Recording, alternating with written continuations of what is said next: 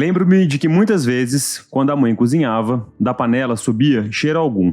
Era como se cozinhasse ali apenas o nosso desesperado desejo de alimento. As labaredas, sob a água solitária que fervia na panela cheia de fome, pareciam debochar do vazio do nosso estômago, ignorando nossas bocas infantis em que as línguas brincavam a salivar o sonho de comida. E era justamente nesses dias de parco ou nenhum alimento que ela mais brincava com as filhas. Nessas ocasiões, a brincadeira preferida era aquela em que a mãe era a senhora, a rainha. Ela se assentava em seu trono, um pequeno banquinho de madeira. Felizes, colhíamos flores cultivadas em um pequeno pedaço de terra que circundava o nosso barraco. As flores eram depois solenemente distribuídas por seus cabelos, braços e colo. Diante dela, fazíamos reverência à senhora. Postávamos deitados no chão e batíamos cabeça para a rainha. Nós, princesas, em volta dela, cantávamos, dançávamos, sorríamos. A mãe sorria de uma maneira triste e com um sorriso molhado. Mas de que cor eram os olhos da minha mãe? Com um trecho do livro de contos Olhos d'Água, da nova imortal mineira Conceição Evaristo, a gente começa mais um episódio do Janela Lateral, a sua pílula semanal de inspiração. Eu sou o Cláudio Carneiro e hoje a gente vai abrir a janela para deixar a criatividade mineira entrar. E no episódio de hoje, inaugurando uma nova categoria aqui no programa, Palavra e Pensamento, os Evaristo, família que há gerações participa de histórias que compõem o mosaico da sociedade brasileira e mineira nos mais diversos campos: educação, artes plásticas, literatura, política, até na Segunda Guerra Mundial. E agora na produção cultural e crítica representada por uma nova geração que elabora belamente sua ancestralidade e os saberes herdados. A gente segue investigando as origens, bases e alicerces para entender como criam os criadores e o que pensam os pensadores do nosso tempo e espaço. Por isso, temos a voz hoje da braba, Tainá Evaristo, uma jovem rodeada de casos e contos que passa longe do medo de experimentar, trazendo com propriedade e genialidade um prisma necessário, o das mulheres pretas da contemporaneidade.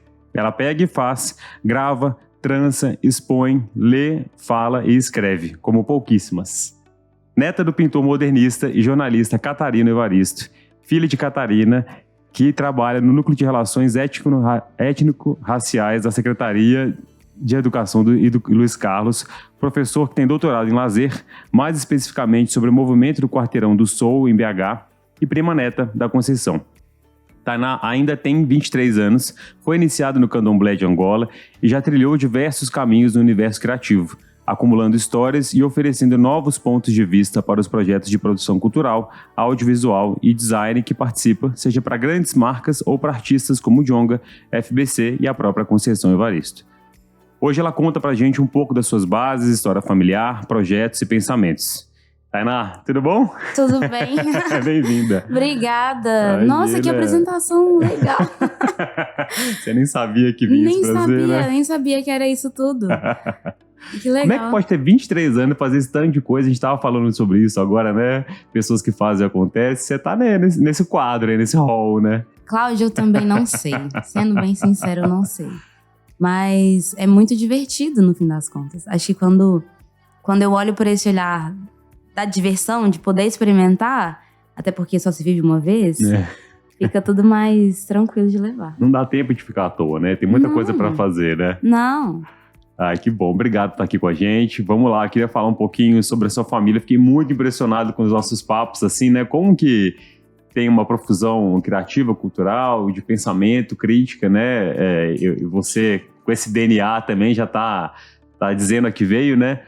E a gente estava conversando também sobre a exposição, né, que rolou no final do ano passado na Casa Fit Cultura, da arte brasileira, a coleção do Museu de Arte da Pampulha, sobre arte modernista, e com vários artistas negros, entre eles Jorge dos Anjos, Paulo Nazaré, o Afonso Pimenta, né, que eu não conhecia, que retrata imagens do cotidiano do aglomerado da Serra, do Eustáquio Neves, né, e seu avô. E aí foi uma surpresa para vocês encontrarem uma peça dele, né? E conta como é que isso se deu, e eu fiquei sabendo que você está pesquisando sobre a história dele. Sim, a gente acredita que a nossa memória preta acaba sendo uma colcha de retalhos mesmo. Então a gente vai juntando peças de onde consegue. Na casa da minha mãe tinha 2 obras, do meu avô, na da Macaé, minha tia, tinha 2 obras. E a Conceição ficou com a marmita do meu avô da Segunda Guerra. Agora que ela mandou pra gente. Olha aqui. E aí, nisso, eu sabia que, por conta de uma matéria, eu sabia que aquela obra estava no acervo do Museu de Arte da Pampulha. Chegando lá, pra fala da Conceição, me deparo com todo mundo do museu e falo, é agora a minha hora. É a única hora que eu vou ter de perguntar e mostrar a obra. E aí eles falaram, essa obra tá no nosso acervo, na verdade tá exposta aqui. Olha que demais, gente. E aí na hora que a gente desceu e viu a obra, foi assim, das coisas mais emocionantes do mundo, sabe? Que massa. E o mais legal de tudo é poder ouvir uma tia minha, que nem trabalha com arte, virar e falar, olha, eu achei que eu pintava mal, mas aí quando eu vi a obra do meu pai exposta no museu, eu entendi que eu poderia fazer aquilo também, sabe? Olha que máximo. Foi mágico. Foi muito nem mágico. Imagino. E foi uma surpresa pra todo mundo ali também, foi, né? Pra todo mundo. Que máximo. A gente não tinha noção. E você pesquisa sobre a vida do seu avô, e você estava me contando que seu avô foi pracinha, né? Meu avô foi ex-pracinha. Ex-pracinha, Sim, gente. aqui. Existem muitos retalhos dele. Por exemplo, tem um jornal que chama Jornal Binômio, que é de jornalista antigo daqui de BH, que ele fazia vários relatos, e é um jornal com enfoque político. E meu avô fazia matérias pra ele e pro estado de Minas. Então, lá em casa, minha mãe também pesquisa, né? Meu avô. Lá em casa tem várias folhas do Jornal do Estado de Minas com textos e textos do meu avô. E é uma coisa muito, muito legal, assim, porque acaba que eu conheço meu avô, que faleceu quando minha mãe tinha 8 anos. Eu conheço ele através da memória que ele deixou materializada aqui, sabe? Fantástico, assim. E aí você cria uma intimidade, uma relação com ele que talvez não fosse possível se ele estivesse vivo, né? Você tem ele imortalizado, né? Sim. Acho que tem acesso a um pensamento que talvez ele não pudesse transferir uma criança, né? Sim. E me conta um pouco, eu fiquei muito a fim de saber da história do seu pai também, da pesquisa de doutorado dele, achei o máximo sobre o Quarteirão do Sol, um ícone aqui daqui de BH. O que você descobriu, o que vale a pena compartilhar aí dessa nosso símbolo cultural? Olha, vale a pena compartilhar a Muita experiência coisa, né? de... É muita coisa. Eu ia com meu pai, às vezes, para observar o Quarteirão do Sol. E era muito legal ouvir ele me contar e ouvir as pessoas falar da experiência de estar ali naquele espaço, sabe? Então, tem umas questões, por exemplo, estéticas pretas, que você começa a entender melhor na prática. Por exemplo, os sapatos sempre ilustrados dos caras que dançam, sabe? Porque, de fato, faz parte da essência, faz parte daquilo tudo. E essa questão de ser na maior encruzilhada que a gente tem em BH, que é na Praça 7, a maior encruzilhada que a gente tem. Ali concentra muita energia, né? Ainda mais pra quem é de candomblé, a gente acredita nessa coisa do encontro, nessa questão de Exu e da forma como Exu trabalha na nossa vida, como esse mensageiro, esse parceiro, sabe? Então, conseguir observar o soul mesmo, na essência, saindo ali daquele som, indo até o pé das pessoas que não conseguem se segurar e que querem dançar, é das experiências, assim, mais legais que tem. Demais, porque, no fim das contas, isso é química, sabe? A gente tava falando do meu pai, que é formado em química, porque eu, de fato, acredito que isso é química, sabe? Acho que candomblé é química, música é química, cultura é química também. Sensacional. As palavras são químicas também, né? E o impacto que elas causam na gente, né? Sim. Literalmente, né? Tem transformações químicas, né? Que máximo. E me conta um pouco, você está iniciada no candomblé, já que você está falando disso, queria explorar, assim, eu entendo muito pouco, às vezes vou ao centro, me interesso pela cultura, mas o que significa ser iniciada? Como é que foi esse processo para você? Eu sou iniciada numa casa tradicional, que já tem um peso ser tradicional, que a gente segue de forma ferrenha uma tradição de séculos, né? De Angola, o que já difere também, porque não é queto, é um candomblé de Angola, então não é orixá, é inquice, também acaba sendo um pouco desconhecido. Mas vou fazer 6 anos de iniciada agora, 14 de abril, então existe um tempo já, sabe? Nossa senhora, que eu tô é muito nova mesmo, né? Muito nova. Eu também não sei por que eu fui fazer isso com 18 anos. Alma que é antiga, tinha acabado de fazer 18 anos. Eu deixei fazer santo. Mas é muito doido, porque você morre e renasce. Então, esse processo todo, acho que você já viu, né? De perder o cabelo, Sim. de só usar branco. você perde sua identidade para criar uma nova. E aí, ao longo desses 7 anos, que é um período de uma iniciação, eu não sou iniciada, eu estou iniciando. Ah, tá. Ele se conclui em um setênio? Se conclui, isso. Ah, legal.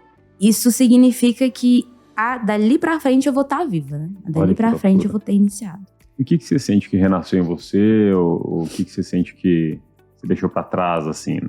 Eu acredito que nunca mais fui a mesma, assim. Nem o ar que eu respiro é o mesmo, sabe?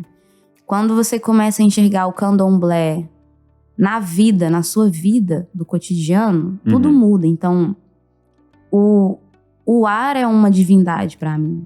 O sol é uma divindade pra mim. O ser humano é uma divindade. Então, tudo muda, não tem como explicar.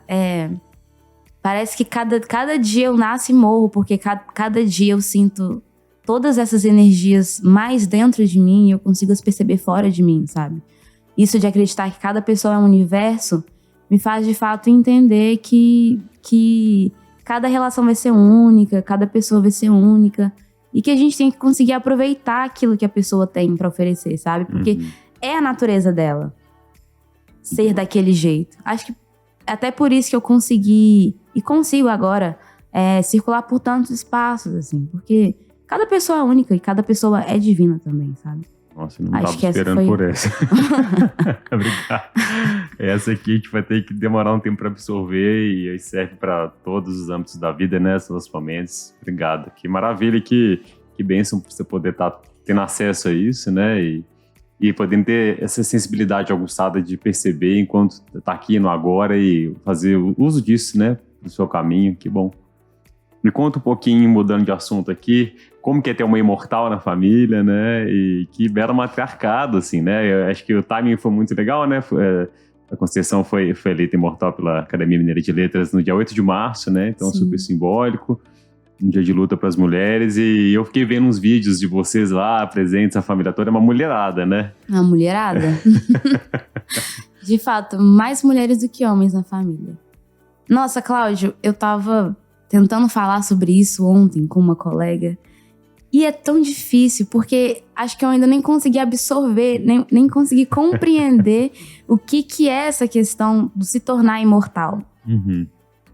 Além de ser muito mágico, o simbólico, fica muito escancarado a forma como o racismo atinge a gente na prática. Porque tem um número que não sai da cabeça. Em 201 pessoas eleitas na Academia Mineira de Letras, a primeira agora é uma mulher preta. E não é que começaram a escrever agora, né? Exatamente. Exatamente.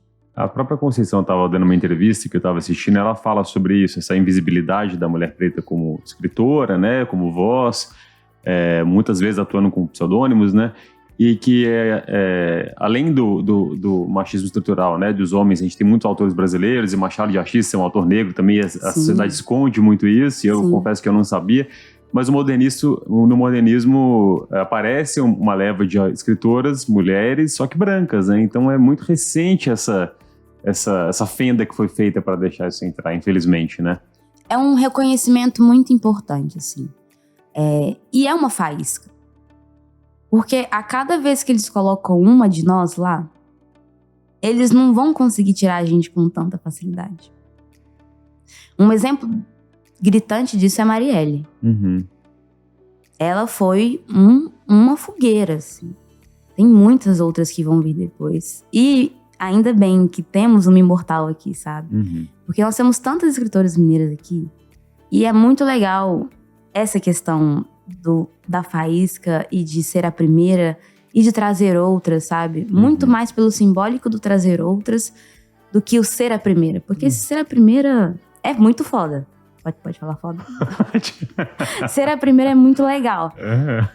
Mas conseguir ter tanta gente preta naquele espaço, eu acho que foi o que fez os olhos encherem de água. Que massa, e que isso gera força para esse novo movimento, né? Para vocês, eu estava lendo uma frase outro dia num prédio em São Paulo, que é toda faísca vira uma fogueira, né? Que essas fogueiras sejam profícuas aí, né? E aí eu queria trazer um pouco desse seu trabalho. Você produz, né, audiovisualmente a Conceição, entre outros artistas maravilhosos, mas tem um projeto específico, né, que é a Casa da Escrevivência, que é o máximo. Queria que você contasse um pouco sobre o que está acontecendo ali, a importância dessa casa, desse movimento, já que a gente está falando de movimentos também. Olha, a Casa Escrevivência é a manutenção de um legado que vai ficar para o mundo. Porque é inegável falar que a Conceição não mudou algo na história brasileira e na história da literatura brasileira. E mundial, de fato. E isso da questão da escrevivência ser uma ferramenta de estruturação para várias coisas, para texto, para audiovisual, pode ser para o design. E a Casa Escrevivência vem com essa vontade de fazer essa manutenção que vai ficar para frente, vai ficar como legado. Então, além de ser uma biblioteca / acervo pessoal literário da Conceição, a Casa Escrevivência vem como um espaço de pesquisa para qualquer área que for. Porque a escrevivência pode ser aplicada em qualquer área. Não é restrita à literatura. Não. E é isso que a gente vai tentar chancelar daqui para frente, né? Além de tentar abrir uma Casa Escrevivência aqui em BH. Já estamos olhando o terreno. Aonde que é? Ou vai ser? Pode falar. A gente quer fazer no Cruzeiro, né? Que é o antigo Morro do Pendura-Saia, onde a Conceição nasceu. E onde o umbigo dela tá enterrado. Em algum canto do mercado do Cruzeiro. É mesmo? Tem o umbigo da Conceição enterrado ali. Olha que demais. Minha família é de lá, só que, né, com a gentrificação, eles foram expulsos de lá. E aí virou o bairro mais nobre, que é o bairro do Cruzeiro. E a gente quer abrir lá uma Casa Escrevivência também. Certíssimo, voltando às origens ali, né? E como que é o seu trabalho lá? O que você aporta ali? Porque eu quero muito deixar clara a sua potência vocal, crítica, nova, jovem pensadora, né? E executora. Acontece. Na Casa Escrevivência, especificamente, eu trabalho na parte da comunicação. Comunicação, design, produção, além dos eventos que a gente faz.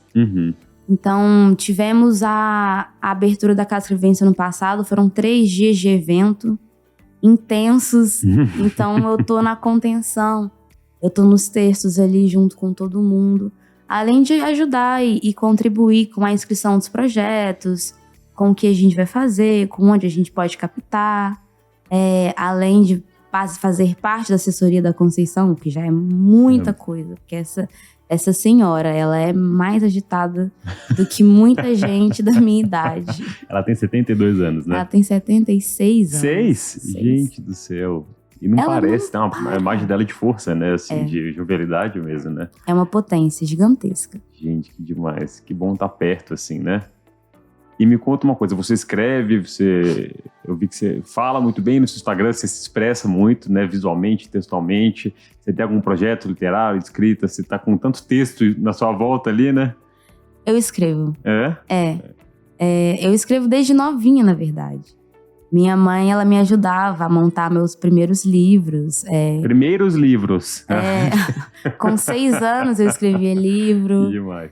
E é algo que vem me acompanhando desde muito nova. Só que agora que eu fui perceber que eu consigo, de fato, escrever textos mais complexos, mais corridos. Mas eu brinco de escrever contos, trabalho com redação lá na Greco também. Legal. É algo que eu gosto e que eu venho desenvolvendo. Tem algum texto seu publicado, a gente possa acessar, algum pensamento ali que a gente consiga ler? Em breve. Em breve, vem aí. Então eu já faz o jabá aí. 2 artigos agora. Maravilha. Pro design, um é sobre a cor marrom e o outro é sobre a importância da memória gráfica da contemporaneidade. E aí eu falo um pouco sobre a cultura daqui, sobre os movimentos culturais daqui, descrevo sobre eles e descrevo sobre o design, assim.